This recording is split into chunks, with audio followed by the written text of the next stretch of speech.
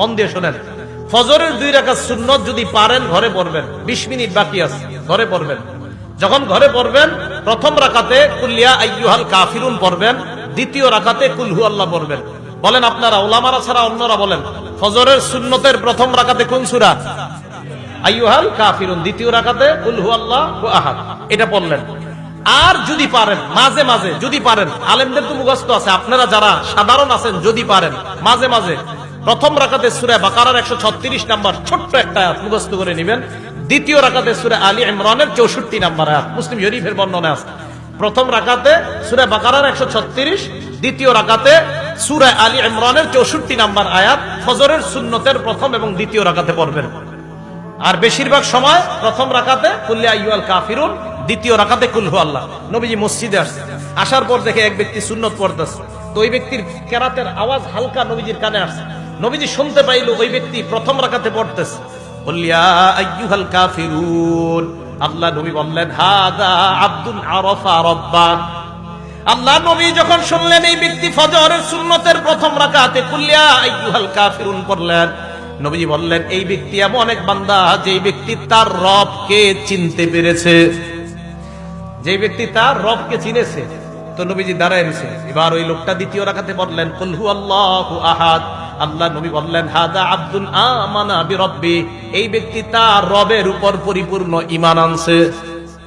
তাহলে প্রথম রাকাতে কুল ইয়া আইয়ুহাল কাফিরুন, দ্বিতীয় রাকাতে কুল হু আল্লাহু আহাদ। এবার ফজরের সুন্নত পড়লেন, পড়ার পর আপনি বাসায় বসে আছেন, তাকায় দেখেন ঘড়ির মধ্যে এখনো 15 মিনিট বাকি। তখন আপনি কি করবেন? আরবিটা প্রথম বলি, ওলামা একরাম তো আরবি মনে রাখতে পারবে, আপনারা পরে বাংলাটা বলতেছি।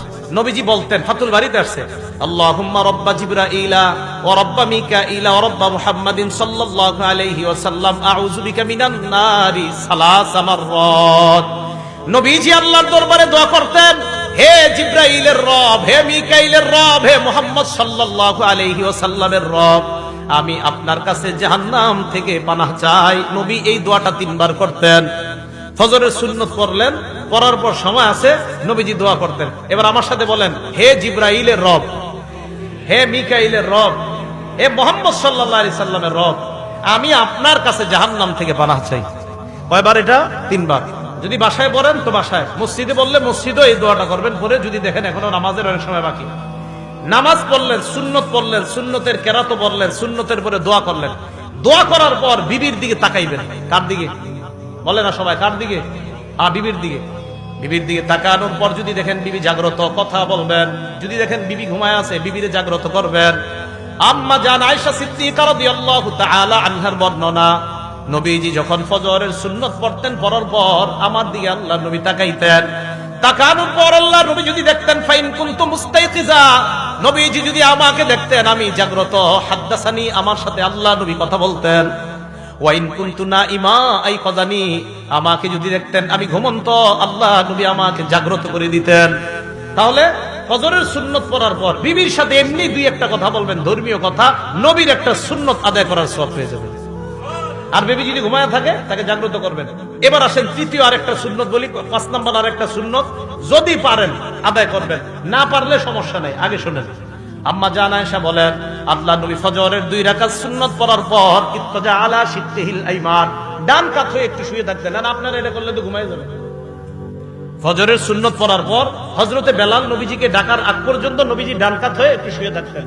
আপনারা কি করবেন? বেশি সময় না, আপনারা একটু শুইবেন আবার উঠে যাবেন, কারণ আপনার শয়তান গিট মারবে, ঘুমা ঘুমা ঘুমা। তো নবীজি সাল্লাল্লাহু আলাইহি সাল্লাম এটা করতেন, ইত্তাজা আলা শিত্তিহিল আইমান। আবু দাউদ আসছে, বুখারীতে আসছে, এইভাবে নবীজি একটু শুইতেন। তো আপনি যদি পারেন এই সুন্নতের উপর আমল করেন, বাকি আপনি বেশি সময় করা যাবে না, সামান্য, আবার উঠে যাবেন, করলেই ঘুমায় যাবেন, একটু পরে উঠে দেখবেন সূর্য উঠে গেছে, সমস্যা হবে। আল্লাহ পাক রব্বুল আলামিন তো ফজরের নামাজের আগের যে সুন্নত, এই সুন্নত গুরুত্ব সহকারে আদায় করে এরপর ফজরের নামাজে আমরা উপস্থিত হব। এই হলো ফজরের নামাজের ব্যাপারে মোটামুটি আলোচনা।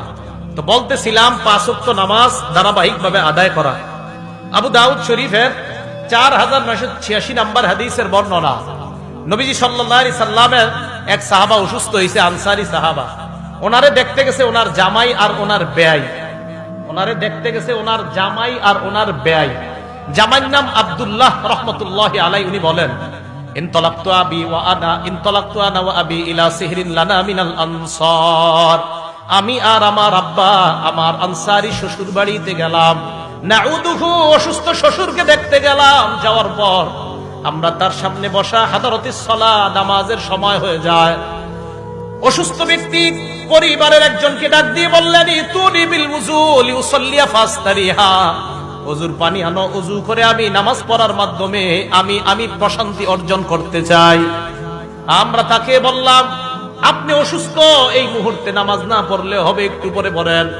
সাহাবা জবাব দিলেন, না না, নামাজ পড়ার মাধ্যমে আমি প্রশান্তি অর্জন করতে চাই।